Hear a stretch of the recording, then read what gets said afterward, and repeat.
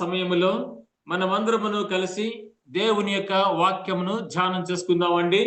నేటి యొక్క వాక్య ధ్యాన అంశము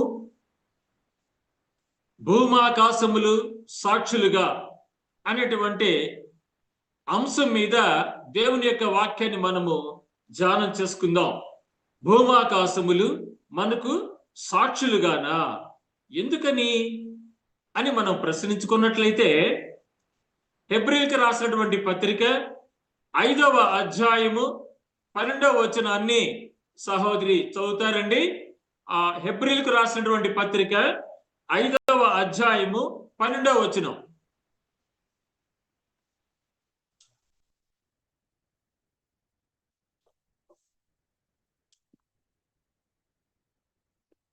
ఏమంటారండి? చదవమంటారా? చదవండి. కాలమును బట్టి చూస్తే మీరు బోధకులుగా ఉండవలసిన వారై ఉండగా దేవోక్తులలో మొదటి మూల పాఠములను ఒకడు మీకు మరలా బోధింపవలసి వచ్చాను. మీరు పాలు త్రాగవలసిన వారే గాని బలమైన ఆహారం తినువారు కారు. మరియు పాలు త్రాగు ప్రతివాడును శిశువే గనుక నీతి వాక్య విషయంలో అనుభవం లేని వాడై ఉన్నాడు. వయసు వచ్చి ఓకే అండి, పర్వాలేదండి. చూస్తారండి, ఇక్కడ కాలమును బట్టి చూస్తే మీరు బోధకులుగా ఉండవలసిన వారై ఉండగా దేవోక్తులలో మొదటి మూల పాఠములను ఒకడు మీకు మరలా బోధింపవలసి వచ్చెను. అందువలన దేవుడు ఏం చేశారంటే భూమాకాశములను మన మీద సాక్షులుగా పెట్టారు దేవుడు. మీరు అనుకోవచ్చు, అదేమిటండి మన మీద దేవుడు మాత్రమే ఈ యొక్క భూమాకాశములను సాక్షులుగా పెట్టారా అని.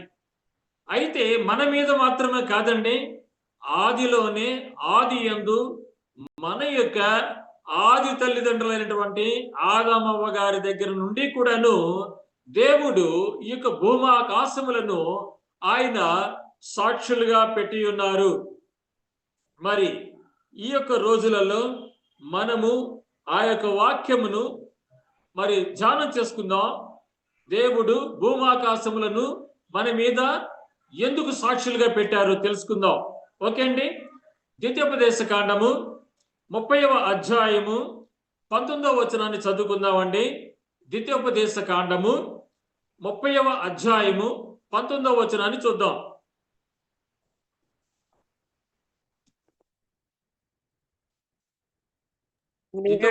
కాండము 30వ అధ్యాయము 19వ వచనం.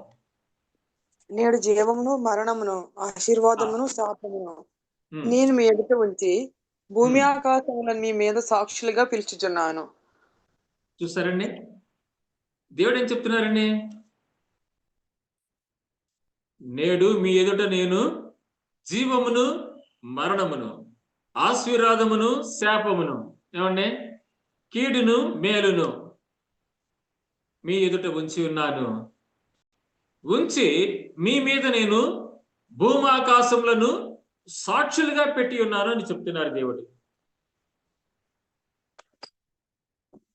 మన మీద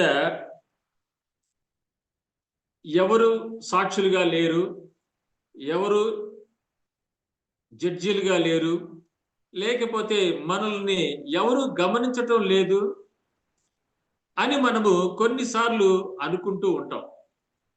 అయితే ముఖ్యంగా నాలాంటి సేవకుడు, అతను ఒక పాస్టరు, సంఘస్థులు చూడరు ఈ గ్రామములో ఈ ప్రాంతంలో నా యొక్క విశ్వాసులు లేరు అని ఒకవేళ నాలాంటి ఒక పాస్టర్ గారు ఏదైనా తప్పిదమునకు పూనుకున్నాడు అనుకోండి, అంటే దేవునికి ఇష్టము కానటువంటి పనిని చేయటానికి యోచన చేశాడు అనుకోండి, అప్పుడు ఆ వ్యక్తి ఏమనుకుంటాడు, ఇక్కడ నా విశ్వాసులు లేరు, ఇక్కడ నేనేం చేసినా ఎవరికి తెలియదు అనుకుంటారు కదండి. కానీ దేవుడు మనందరి మీద కూడాను భూమాకాశములను సాక్షులుగా పెట్టారు. ఆ మాటను మనము చదివితే కనుక నిజంగా ఆత్మీయ బిడ్డలైనటువంటి మనందరికీ కూడాను భయం వేస్తుంది, భయం ఉండాలి. ఎందుకంటే ఆయన మన మీద భూమాకాశములను సాక్షులుగా పెట్టి ఉన్నారు. మనము జీవాన్ని కోరుకుంటున్నాము, మరణాన్ని చేరుకుంటున్నాము, మనము ఆశీర్వాదాన్ని పొందాలని ఆశపడుతున్నాము, మనము శాపాలకు కోసము మనము శాయశక్తిలా కృషి చేస్తున్నాము. బహు జాగ్రత్తగా మన యొక్క భక్తి జీవితాన్ని మనము పరిశీలన చేసుకోవలసినటువంటి అవసరత ఉండి ఉన్నది. ఎలయనగా దేవుడు మన మీద, మన నడవడిక మీద, మన ప్రవర్తన మీద, మన ఆలోచనల మీద, మన యొక్క క్రియల మీద, మన యొక్క సహవాసాల మీద, మన యొక్క విశ్వాస జీవిత యాత్రలో మనము చేస్తున్నటువంటి ప్రతి పనిని దేవుడు ఏమండి గమనించటానికి, వాటినన్నిటినీ కూడాను తీర్పులోనికి తీసుకొని రావటానికి మన దేవుడు మన మీద భూమాకాశములను సాక్షులుగా పెట్టి ఉన్నారు. మనము కొన్ని ప్రాంతాలకు వెళ్ళినప్పుడు, లేకపోతే మనము ఒక ఆఫీస్కి వెళ్ళినప్పుడు, ఒక డిఫరెంట్ ఆఫీస్కి మనం వెళ్ళినప్పుడు అక్కడ కెమెరాలు, సీసీ కెమెరాలు ఎక్కడ పెట్టి ఉన్నాయో మనకు తెలియదు, కనిపించవు, ఆ రీతిగా ఉంటాయి.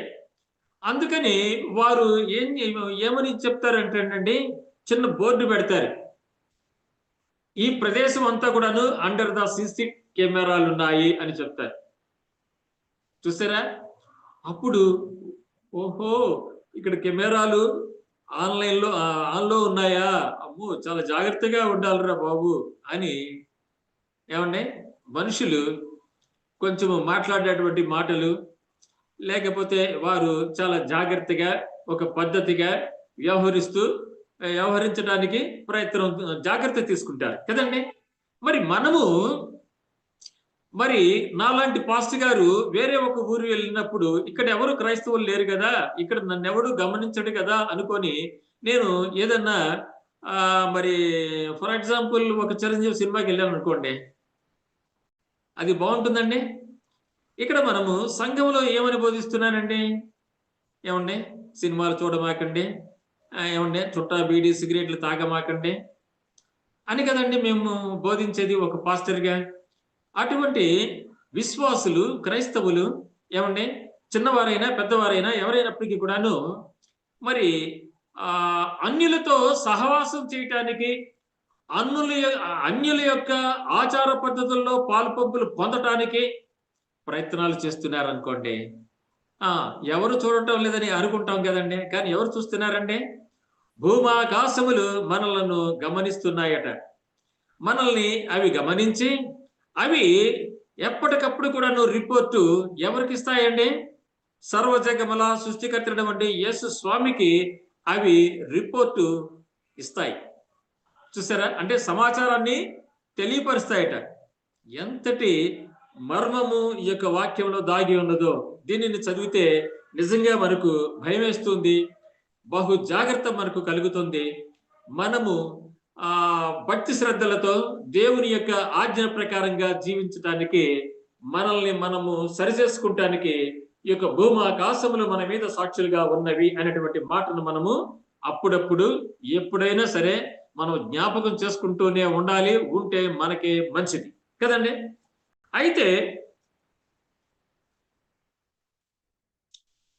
మరి మనలో ఎవరైనా అదేమిటి ఈ యొక్క వాక్యము విడ్డూరంగా ఉన్నది, ఇది నిజమా, ఆ యొక్క భూమికి ఆకాశానికి ఎలాగా ఇది తెలుస్తుంది, వాటిలో అంతటి సామర్థ్యం ఎలా ఉన్నది అనేటువంటి అనుమానం ఎవరికైనా కలగవచ్చు. అయినప్పటికీ కూడాను ఆ యొక్క వాక్యానికి అనుగుణముగా మనము కొన్ని వాక్యములను ధ్యానం చేసుకుందాం. మరి ఈ యొక్క భూమాకాశములు, ఈ ప్రకృతిలో ఉన్నటువంటి పక్షులు, ఇవన్నీ కూడాను మనకంటే ముందుగా దేవుడిని కొనియాడుచున్నవి. అంతేకాదండి, ఆ యొక్క ఆకాశము భూమి కూడాను దేవుడు చెప్పినట్లుగానే నడుచుకుంటున్నాయి. మనం అనుకోవచ్చు ఏమండి, ఈ యొక్క వర్షము రావటం మనకు తెలుసు, ఆగిపోవటం మనకు తెలుసు అని ఏవేవో మనము మన యొక్క లోక జ్ఞానమును ఆధారము చేసుకుని మనము గొప్పలు చెప్పుకుంటూ ఉంటాం. కానీ చూడండి, సమస్తము కూడాను దేవుని యొక్క ఆధీనంలో ఉన్నది. ముఖ్యముగా ఈ యొక్క భూమాకాశములు దేవుని యొక్క మాటను వింటున్నాయి. అందులో ఎటువంటి సందేహము మనకు రాకూడదు, ఉండకూడదు కదా. అందుకు గాను మనము కీర్తనలు 19వ కీర్తన చదువుకుందాం. ఏమండి, కీర్తనలు 19వ కీర్తన 1-2 వచనాలు చదువుకుందామండి. కీర్తనలు 19వ కీర్తన 1-2 వచనాలు చదువుకుందామండి. ఆకాశంలో దేవుని మహిమను పెంచుచున్నవి, అంతరిక్షం ఆయన చేతి పనిని ప్రచురపరుచుచున్నది. పగటికి పగలు బోధ చేయుచున్నది, రాత్రికి రాత్రి జ్ఞానము తెలుపుచున్నది. వాటికి భాష లేదు, మాటలు లేవు, వాటి స్వరము వినబడదు. చాలండి. చూసారా, ఇక్కడ ఈ వాక్యాన్ని మనము చాలా సార్లు చదువుకొని ఉంటాం. అయితే దీనిలో ఈ రోజున నేను దేవుని దయ వల్ల ప్రత్యేకమైనటువంటి అంశాన్ని మీకు తెలియపరచాలని చూస్తున్నాను. మరి ద్వితీయోపదేశకాండం 30-19వ వచనంలో దేవుడు మన మీద భూమాకాశములను సాక్షులుగా పెట్టాడు అనేటువంటి మాటను మీకు బాగుగా, బహు దగ్గరగా, ఆశీర్వాదకరంగా, మీ యొక్క మేలుకోరేటువంటి శ్రేయోభిలాషిగా ఆ యొక్క వాక్యాన్ని నేను మీకు ప్రస్తావించడం జరిగింది. అదే విధంగా ఇక్కడ కీర్తనలు 19వ అధ్యాయంలో 1వ వచనంలో ఉన్నటువంటి మాటను చూడండి. ఆకాశములు దేవుని మహిమను వివరించుచున్నవి అన్నారు. 2వ లైన్లో అంతరిక్షము ఆయన చేతి పనిని ప్రచురపరుచుచున్నది అని ఉందండి. ఏమండి, ఆకాశములు అనేటువంటి మాటకు, అంతరిక్షము అనేటువంటి మాటకు అర్థము ఒకటే.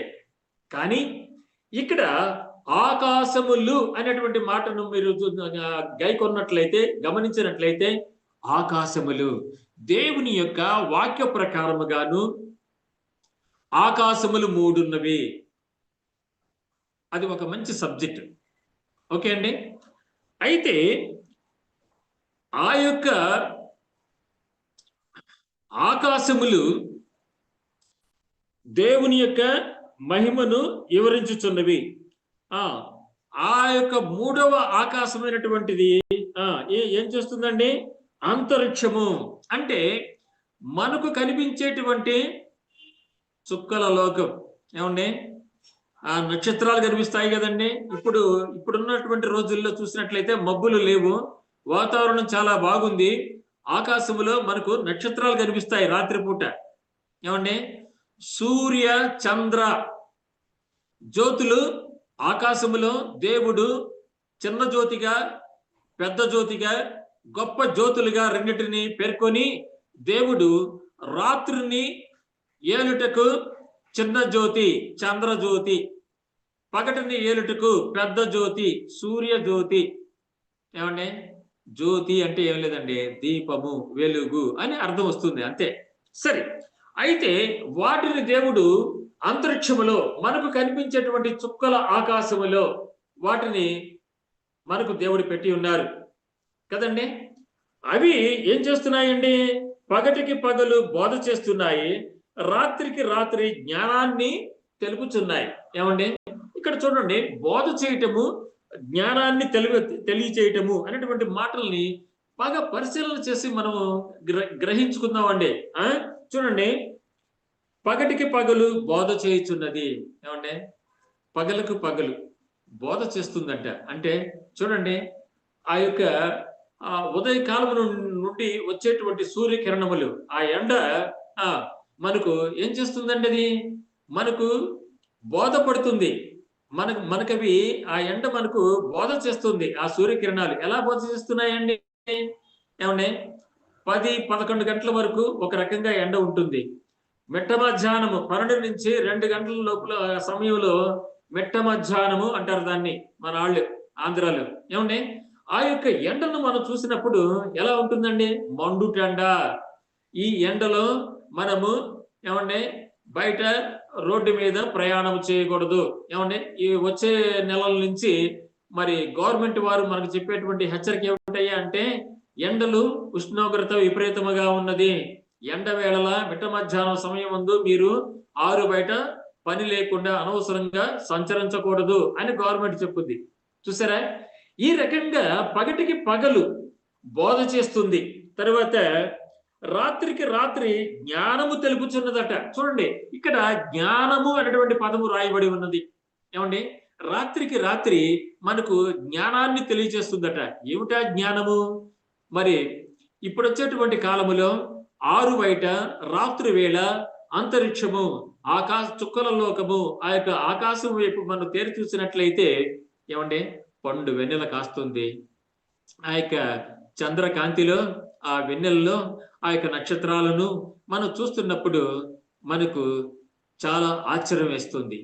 ఏమండి, ఎందుకు ఆశ్చర్యం వేస్తుందండి? మనము అబ్రహాము గారి విషయం గురించి జ్ఞాపకానికి తెచ్చుకుంటే దేవుడు ఏం చెప్పారు? అబ్రహామా, నీవు ఆ యొక్క ఆకాశంలో ఉన్నటువంటి చుక్కలను నువ్వు లెక్కించగలవా అని అడిగాడు. అయ్యా ప్రభువా, నా వల్ల కాదు అన్నాడు. ఏమండి, అదే విధంగా నీవు లెక్కించలేని వీలు లేనంతటి జనాంగమును, వారసత్వాన్ని నీ గర్భమందు నేను ఉద్భవింప చేస్తాను. నీవు ఈ యొక్క అబ్రహాము అంటే విశ్వాసమునకు తండ్రి అని, మరి ఈ భూమి మీద జనించబోయేటువంటి జనులకు నీవు విశ్వాసపు తండ్రిగా నీ పేరు మారుస్తాను అని దేవుడు అబ్రహాంకు మార్చిన సందర్భములో, చెప్పినటువంటి తరుణములో ఏమండి ఆయన లెక్కించలేనటువంటి ఆకాశ నక్షత్రాల గురించి కూడాను ఆయన ఉపమానంలో దేవుడు అబ్రహాం గారికి తెలియపరిచారు. చూసారా, కాబట్టి చిన్న వయసులో ఉన్నటువంటి సమయంలో ఆకాశములో కనిపించేటువంటి ఆ యొక్క తారలను, ఆ యొక్క నక్షత్రాలను లెక్కించాలని బాల్య దశలో ఉండేటువంటి పిల్లలు కొందరు ప్రయత్నం చేస్తారు. కానీ అది వారి వల్ల కాదు కదా. ఎంతటి సైంటిస్టుల వల్ల కూడాను, శాస్త్రవేత్తల వల్ల కూడాను అది కాదండి. ఎందుకంటే అది దేవునికే సాధ్యము, దేవునికే స్వాస్థ్యము. కావున ఆ రకంగా రాత్రికి రాత్రి జ్ఞానము మనకు తెలియపరుస్తుంది. అయినప్పటికీ కూడాను వాటికి భాష లేదు, మాటలు లేవు, వాటి స్వరము వినబడదు. ఎవరికి వినబడదు? మనకు వినబడదు. కానీ దేవునికి వినపడకుండా ఉంటుందా? క్రియేటర్, సృష్టికర్తకు వినిపించకుండా, సృష్టికర్తకు అది తెలియకుండా, గ్రహించకుండా ఉంటుందండి? ఉండదు కదండి. కాబట్టి ఈ యొక్క ఆకాశములు దేవుని యొక్క మహిమను వివరించుచున్నవి, అంతరిక్షము ఆయన చేతి పనిని ప్రచురింప చేస్తోంది. ఏమండి, ఈ యొక్క రాత్రి పగలు ఏర్పడటం వలన దేవుడు సర్వ జగముల సృష్టికర్త అయి ఉన్నటువంటి దేవుడని మనము గ్రహించటానికి ఆయన యొక్క చేతి పని. ఏమండి, చేతి పని అనేటువంటి మాటకు అర్థం ఏంటంటే, ఆయన ఆ యొక్క జ్యోతులు కలుగుగాక అని పలికారు అంటే అది వెంటనే నెరవేరింది. చూసారా, కావున అంతటి మహిమ కలిగినటువంటి యేసు స్వామి ఆయన దేవుడే ఉండి ఉన్నారు. తద్వారా మరి ఆయన సృష్టికర్త ఉండి ఉన్నారని ఈ యొక్క కాలములు, రాత్రి కాలము, పగటి కాలము, ఆ యొక్క నక్షత్రాలు, ఆ యొక్క అంతరిక్షంలో ఉండేటువంటి ఆ యొక్క రెండు గొప్ప జ్యోతులు, సూర్యజ్యోతి, చంద్రజ్యోతి, అవి కూడాను సాక్షార్థముగా దేవుని యొక్క మహిమను వివరించుచున్నవి. తదుపరి భూమాకాశములు. ఏమండి, ఈ యొక్క భూమి గురించి కొన్ని వాక్యాలు మనము చదువుకుందామండి. ఆది కాండము 1వ అధ్యాయము 10-11 వచనాలని చదువుకుందామండి. ఆది కాండము 10వ అధ్యాయము 10-11 వచనాలు.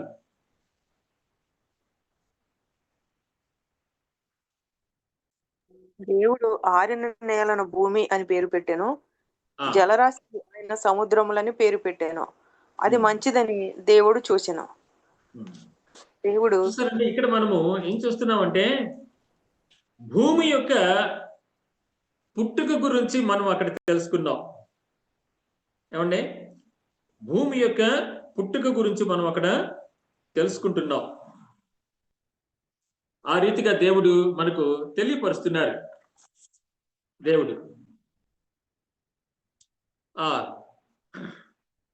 ఆదికాండము 1వ అధ్యాయము 10-11 వచనాల్లో చూస్తారండి, దేవుడు ఆరిన నేలకు భూమి అని పేరు పెట్టారట. ఏమండి, జలరాశికి ఆయన సముద్రం అని పేరు పెట్టారట. ఓకే, తర్వాత 24వ వచనాన్ని కూడాను ఇక్కడ చదువుకుందామండి. 1:24లో దేవుడు వాటి వాటి జాతి ప్రకారము జీవము గల వాటిని, అనగా వాటి వాటి జాతి ప్రకారము పశువులను, పురుగులను, అడవి జంతువులను భూమి పుట్టించుగాకని పలికెను, ఆ ప్రకారమాయను. భూమి పుట్టించుగాకని పలికెను, ఆ ప్రకారమాయను. చూసారండి, ఇది కూడాను ఈ యొక్క వాక్యాన్ని మనలో ఎందరము సరైన విధంగా గ్రహించి ఉన్నామో మనము ఒకసారి ఆలోచన చేసుకుందాం. చూసారా, ఇక్కడ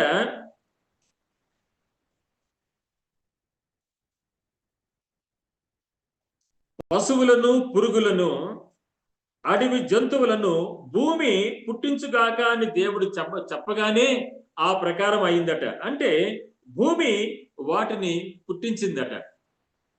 చూసారా, అంటే భూమి పుట్టించటం అంటేనండి ఆ భూమిలోంచి అవి వచ్చాయి అంతే. అంతేగాని ఆ భూమికి ఏమీ పవర్ లేదు, మహిమ లేదు, శక్తి లేదు. ఓకే, కావున ఇది మీకు మున్ముందు ఈ యొక్క భూమి యొక్క విషయంలో మీకు అర్థమవుతుంది. దేవుని యొక్క మాట వినటమే భూమి యొక్క పని. ఏమండి, ఆ యొక్క భూమి దేవుడు చెప్పినటువంటి మాటకు అది శిరసా వహించింది. అది ఏ విధముగా అనే గనక మీలో ఎవరికైనా సందేహం ఉంటే వాక్యాన్ని మున్ముందు చదివినప్పుడు మనకు అర్థమవుతుందండి. తర్వాత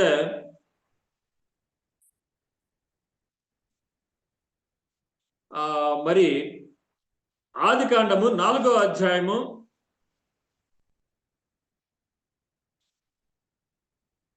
4వ అధ్యాయం చేద్దామండి.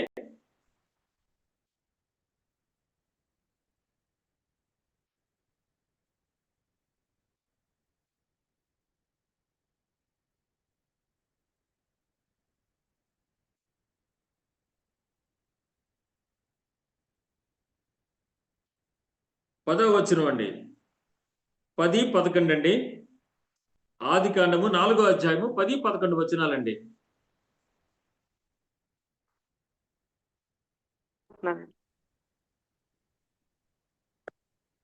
నీవు చేసిన పని ఏమిటి? నీ తమ్ముని రక్తము యొక్క స్వరము నేలలో నుండి నాకు మొరపెట్టుచున్నది. ఏమండి, నేల, భూమి, ఏమండి, ధరిత్రి, పొడమి, పృథ్వీ, ఇలాంటి మాటలు పర్యాయ పదాలు చాలా ఉన్నాయి ఫ్లోర్కి, నేలకి. చూసారా, అయితే నీ తమ్ముని రక్తము యొక్క స్వరము నేలలో నుండి నాకు మొరపెట్టుచున్నది.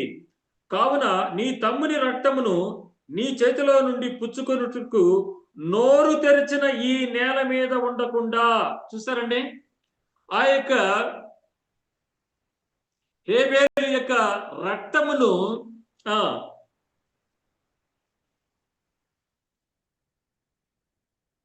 తీసుకుంటానికి భూమి ఏం చేసిందటండి?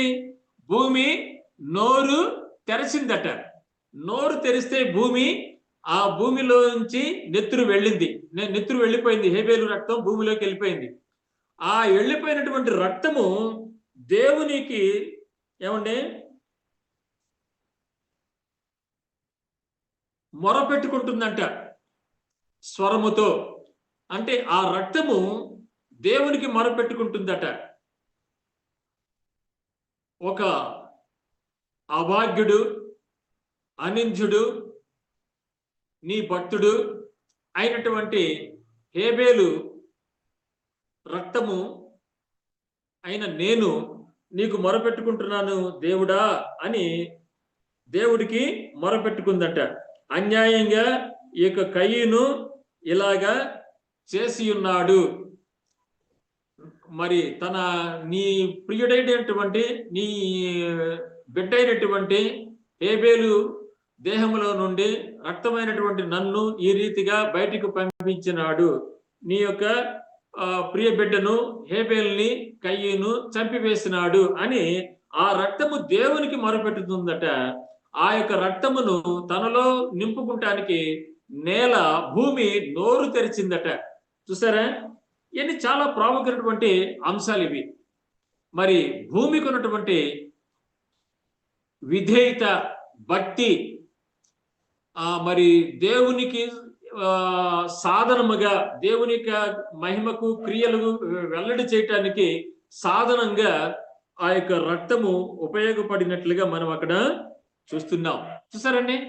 కాబట్టి మరి కొందరు భూదేవి, భూమాత అని భూమిని పూజ చేస్తారు, కానీ ఆ యొక్క భూమిని పూజ చేయవలసినటువంటి అవసరత లేదు. కానీ ఆ భూమిని మరి దేవుడు మన కోసము ఏర్పాటు చేసి దానికి భూమి అని పేరు పెట్టినటువంటి దేవుడు గొప్పవాడు. ఆ దేవుడిని మనము స్తుతించాలి. ఆ దేవుని ఎడల మనము విధేయత చూపించాలి. ఆ దేవుడు మన కోసము పంచి ఇచ్చినటువంటి ఏమండి ఆ యొక్క భూమిని మనము దానిని సారవంతముగా చేయాలి. దానిని ఆ భూమిని మనము సరైన విధంగా వ్యవసాయానికి అనుకూలముగా దానిని మనము ఉపయోగించుకోవాలి. అందువలనే చూడండి, మరి మానవుడి యొక్క పరిజ్ఞానము చేత ఆ యొక్క పాలిథిన్ క్యారీ బ్యాగులు, మరి కొన్ని రసాయనములతో విష రసాయనములతో కూడినటువంటి వాటితో తయారు చేసినటువంటి ఆ యొక్క ప్లాస్టిక్ పదార్థములను, ఆ ప్లాస్టిక్ యొక్క బ్యాగులను, లేకపోతే కొన్ని ఐటమ్స్ ని మరి వాటిని ఉపయోగించవద్దు, వాటిని తయారు చేయవద్దు. అవి తయారు చేయటం వలన నేలల క్రమక్షయము, ఏమండి ఆ నేలలు అవి భూసారాన్ని కోల్పోయి పనికిరానటువంటి బీడి భూమిగా మారిపోయి మరి మానవులకు కావలసినటువంటి పంటలు రాకుండా పోతాయి అని మన యొక్క ప్రభుత్వం వారు ఏం చేస్తున్నారండి? దేశవ్యాప్తంగాను ఏమండి అటువంటి మరి ప్లాస్టిక్ కి సంబంధించినటువంటి వ్యర్థ పదార్థములను ఉపయోగించరాదని మరి ప్రభుత్వం వారు కూడాను మనకి చెప్తున్నారు. చూసారా? కావున ఈ యొక్క నేల మనకు దేవుడిచ్చినటువంటి అది ఒక వరం, ఏమండి మన అవసరాల నిమిత్తము దేవుడిచ్చినటువంటి భూమి అది.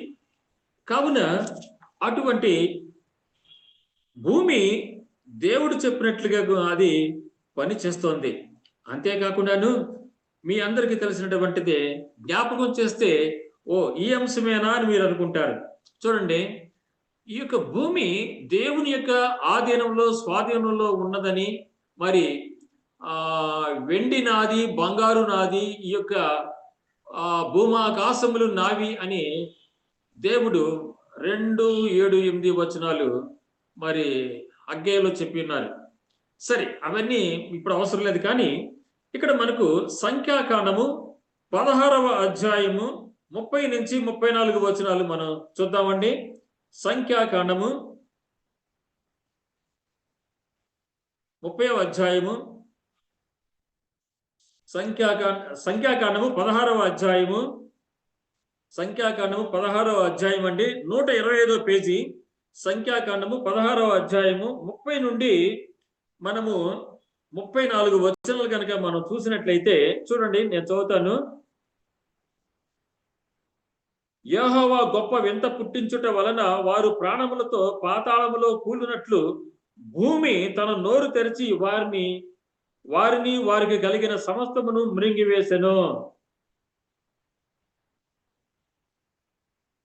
తర్వాత అతడు ఆ మాటలన్నీ చెప్పి చాలింపగానే వారి క్రింది నేల నెరవిడిచెను. భూమి తన నోరు తెరిచి వారి కుటుంబములను, కోరాహు సంబంధులందరినీ, వారి సమస్త సాంపత్యమును మింగివేసెను.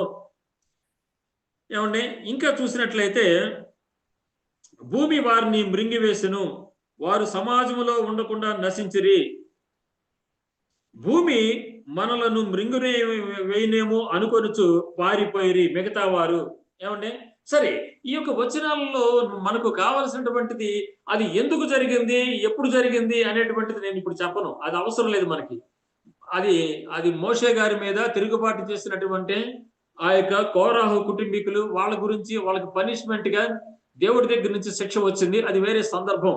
నాకు ఇక్కడ కావాల్సింది ఏంటయ్యా అంటే, దేవుని యొక్క ఆజ్ఞ చొప్పున, దేవుని తరపున, దేవుని యొక్క పనిని చేయటానికి, దేవుని యొక్క మహిమను బలపరచటానికి, ఘనపరచటానికి మరి భూమి చేసినటువంటి పని ఏమిటయ్యా అంటే, ఏమంటే కోరాహు సంబంధులందరినీ, వారి వారి కుటుంబాల వారిని మరియు వారి యొక్క సమస్తమును, వారి యొక్క సమస్తమును భూమి నోరు తెరిచి మృంగివేసింది.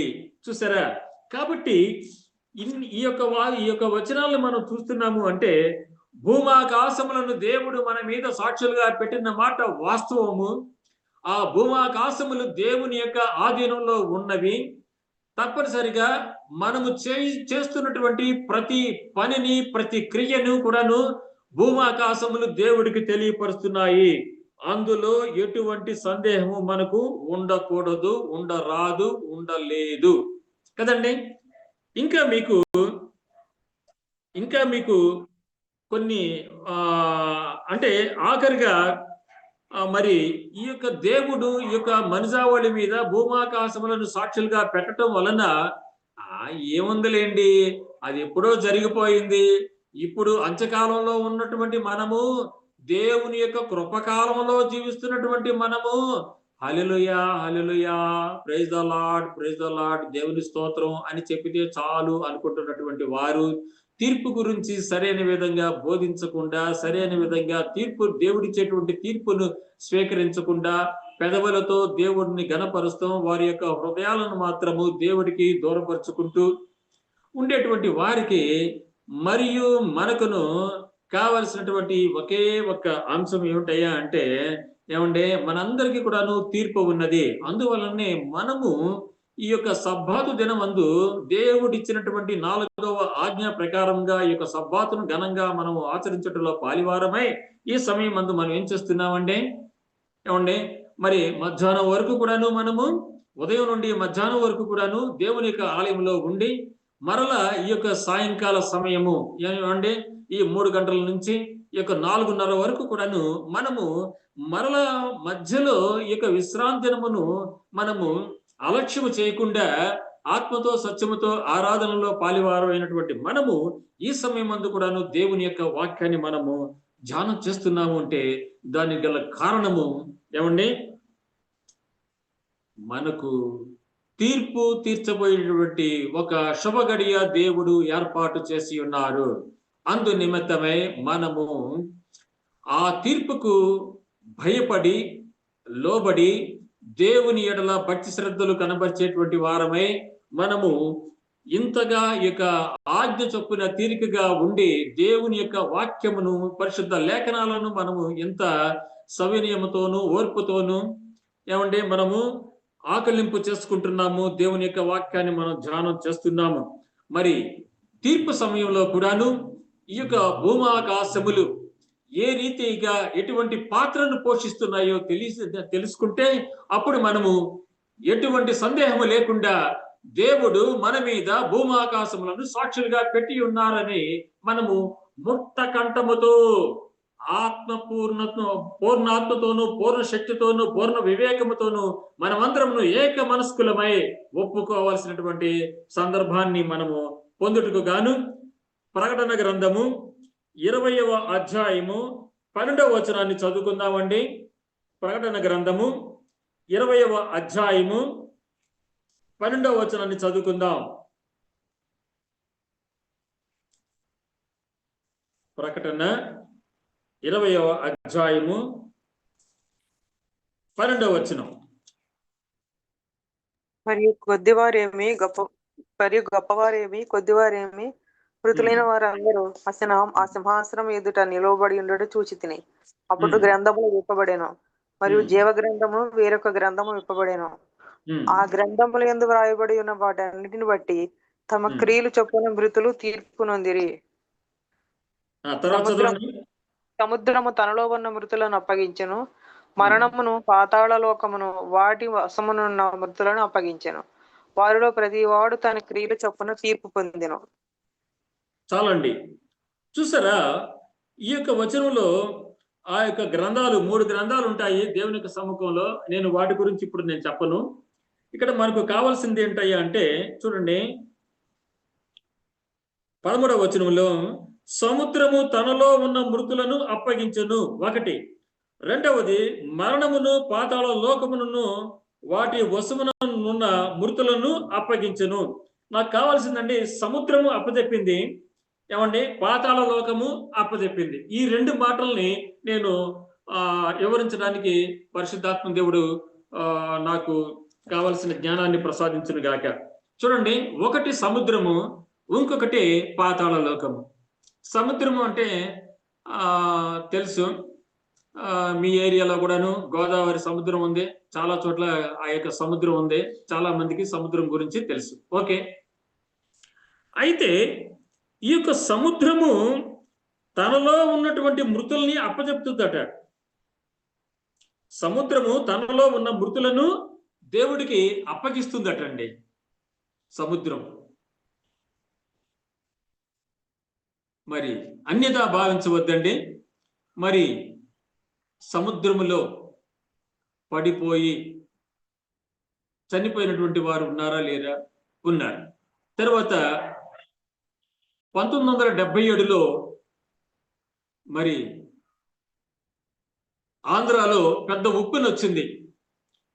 1977 నవంబర్ 18వ తారీఖున, నేను కుర్రాడిని, తెలుసు నాకు, చాలా పెద్ద ఉప్పెన వచ్చింది.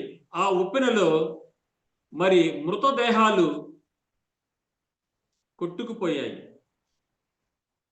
చూసారా? మరి అటువంటి ఆ మృతుల గురించి సముద్రము దేవునికి అప్పచెప్తుందట. తదుపరి పాతాళ లోకము. ఈ పాతాళ లోకం కూడాను ఇది ఒక పెద్ద కాంప్లికేటివ్ అండి. పాతాళ లోకం అంటే అది ఎక్కడో ఉంటుందని మనాళ్ళు, మన బంధువులే, మనకు కావాల్సిన వాళ్ళు చెప్తూ ఉంటారు, కానీ ఎక్కడో లేదండి. పాతాళ లోకము అంటే ఈ భూమేనండి. ఏమండి, నేను దేవుని దయ వలన జీవిస్తున్నాను. ఒకవేళ కాకపోతే తీసుకెళ్ళి ఎక్కడ పెడతారు? ఆ భూమిలోనే పెడతారు కదా నన్ను, కదండి. కాబట్టి అండి, ఆ భూమి ఏమండి ఏం చేస్తుంది మనల్ని అంటే, అలా చెప్పకూడదు. నేను గనుక ప్రభువునందు నిద్రించినట్లయితే, నేను సమాధిలో ఉంటే నన్ను ఆ భూమి ఏం చేస్తుందండి? దేవునికి నన్ను అప్పగిస్తుంది.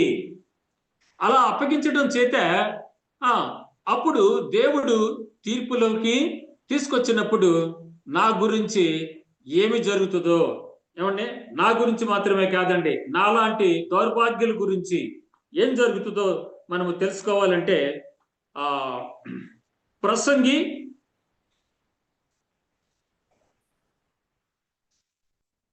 12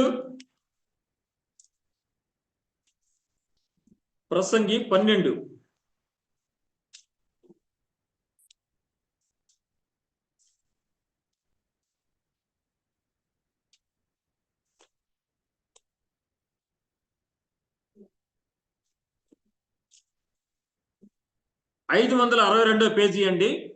ప్రసంగి 12వ అధ్యాయము 13, 14 వచనాలు చదువుకుందామండి. ప్రసంగి 12వ అధ్యాయము 13, 14.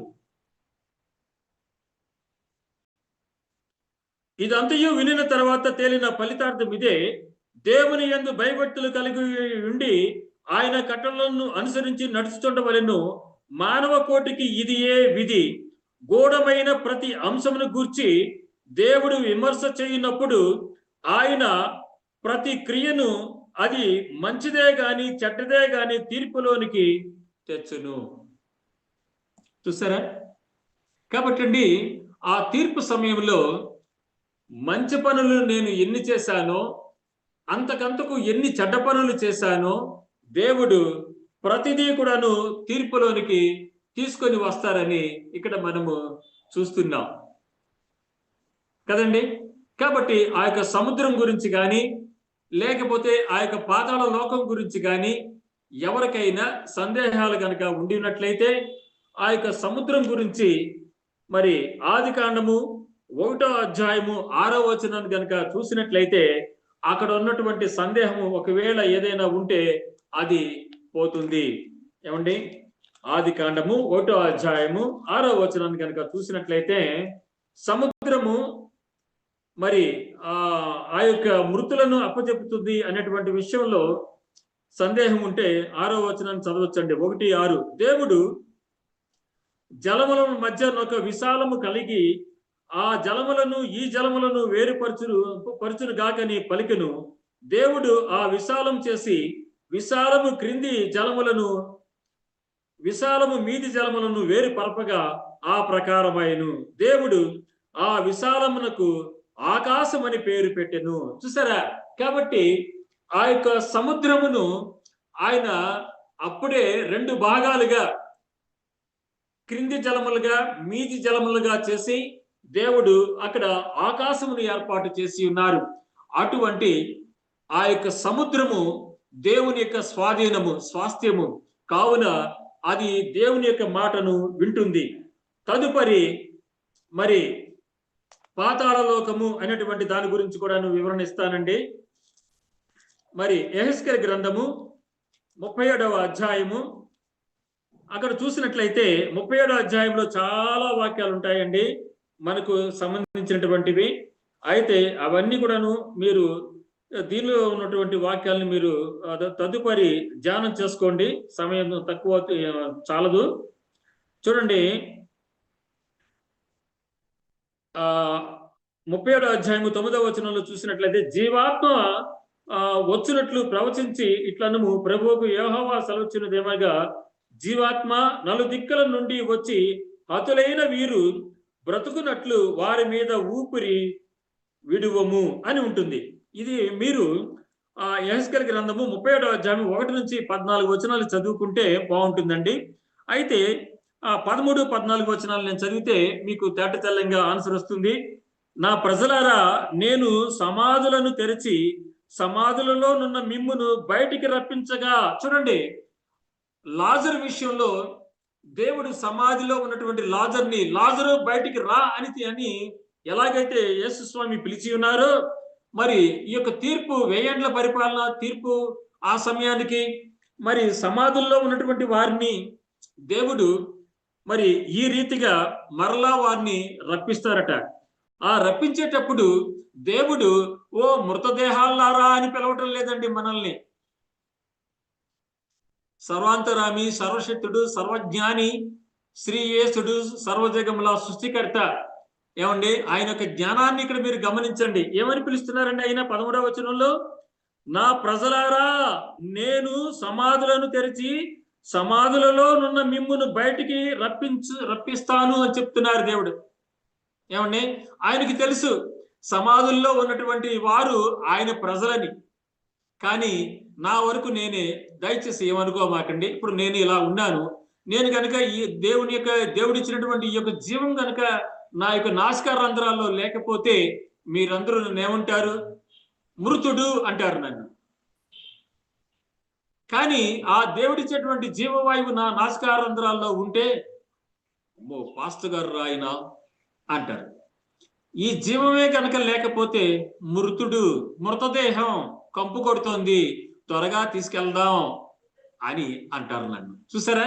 కాబట్టి కానీ దేవుడు మాత్రము ఆ యొక్క మృత కళేబరాల్ని, ఆ యొక్క ఎముకల గూడుని, ఆ యొక్క సమాధులలో ఉన్నటువంటి తన యొక్క ప్రియులను, తన యొక్క బిడ్డలను ఆయన అంటున్నారు, నా ప్రజలారా, నేను సమాధులను తెరిచి సమాధులలో నున్న మిమ్మును బయటికి రప్పిస్తాను అని చెప్తున్నారు. మళ్ళీ ఏమంటున్నారండి? నేను యెహోవానై ఉన్నానని మీరు తెలుసుకొందురు, మీరు బ్రతుకున్నట్లు నా ఆత్మను మీలో ఉంచి మీ దేశములో మిమ్మును నివసింపచేసేదును. యెహోవానగు నేను మాట ఇచ్చి దానిని నెరవేర్తునని మీరు తెలుసుకొందురని యెహోవా దేవుడు సెలవిచ్చుచున్నారు. కావునండి ఆ యొక్క సముద్రము తనలో ఉన్నటువంటి మృతులను దేవుడికి అప్పచెపుతుంది. పాతాళము ఏమండి, ఈ లోయ ఏమండి, అరణ్య ప్రదేశము, ఈ యొక్క లోకము, ఈ భూలోకము ఏమండి, ఆ యొక్క సమాధుల్లోంచి తన యొక్క ప్రియ బిడ్డలను దేవుడు మరలా జీవవాయువు ఊది మనకు కావలసినటువంటి యొక్క చర్మమును మరలా ఆయన పొదిగి ప్రసాదించి ఆయన మనలను ఏమండి మరి తన యొక్క రాజ్యానికి వారసులుగా దేవుడు మనల్ని ఎన్నిక చేసుకొని వెళతారు. కావున మన మీద దేవుడు భూమాకాశములను సాక్షులుగా పెట్టి ఉన్నారు. ఏమండి, సంఘస్థులు ఎప్పటికప్పుడు ఏమనుకుంటారంటే, అమ్మో మా పాస్టర్ గారికి చెప్పమాకండి, ఏదో పొరపాటు అయిపోయింది కానీ అంటారు. కానీ పాస్టర్ గారికి తెలిసినా తెలియకపోయినా భూమాకాశములకు మాత్రం తెలుసు. పరలోక రాజ్యంలో ఉండేటువంటి దేవదూతలకు తెలుసు. దేవునికి సముఖంలో ఉండేటువంటి ఆ యొక్క 3 గ్రంథాలలో మన యొక్క క్రియలు సమస్తము కూడాను లిఖించబడతాయి. కావున ప్రియ సహోదరి సహోదరులారా, చాలా సమయము దేవుని యొక్క ధ్యానంలో గడిపినటువంటి మనల్నందరికీ కూడాను దేవుడు ఆయన భూమాకాశములను ఏ రీతిగా అయితే సాక్షులుగా పెట్టి ఉన్నారో ఆయన యొక్క కృపయు, ఆయన యొక్క మహిమయు, ఆయన యొక్క శాంతి సమాధానములు మనందరికీ కూడాను స్వాస్థ్యముగా ఎల్లకాలము పరలోక రాజ్యంలోకి చేరే వరకు కూడాను దేవుడు మనకు సహాయము దయచేయనుగాక. పరిశుద్ధాత్మ దేవుని యొక్క మరి పూర్ణ వివేకము, పూర్ణ శక్తి మనకు తోడుగా ఉండి మనలను సర్వసత్యములోనికి నడిపించి బలపరిచి జీవింపచేసి ఉజ్జీవింపచేయునుగాక.